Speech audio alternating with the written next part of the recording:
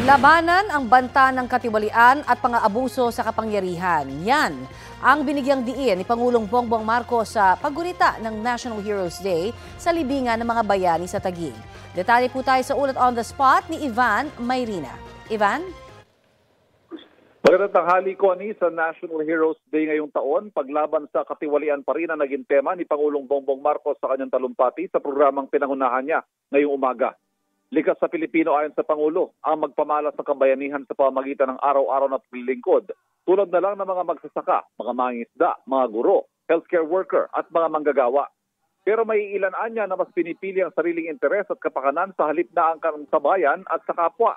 At sa paglipas ng panahon ay ang pagsibol ng hamon, hindi lang para tutukan at alagaan ang kalayaan, kundi labanan ng banta ng katiwalian at pang-aabuso ng kapangyarihan sa lipunan. Pananagutan daw natin bilang mga Pilipino na maging mapanuri sa mga mali, isiwalat ang panluloko at panindigan ang alam nating tama kahit hindi ito madali. Dapat daw gisingin ang kamalayan ng kabataan tungkol sa kanilang tungkulin sa bayan at gabayan sila para maging mapanuri. Sa panig naman ng pamahalaan, pangako ng Pangulo, pananagutin ang mga sangkot sa anomalya at katiwalian, ilalabas ang katotohanan at titiyaking hindi na mauulit ang kawalan ng respeto at malasakit sa taong bayan.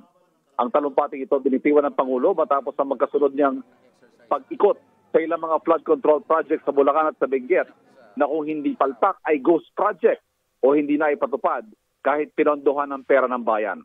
Ipinag-utos na niya ang investigasyon at pagpapanagod sa mga nasa likod nito na kanyang iniugnay ngayon sa araw ng mga bayaning ginugunita sa araw na ito.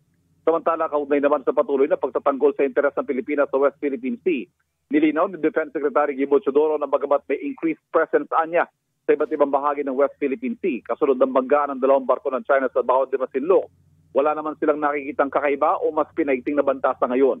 Wala raw nagbabago sa posisyon ng Pilipinas sa rehiyon na patuloy nating tinitindigan sa suporta na rin ng international community. Connie? Maraming salamat, Ivan Mayrina.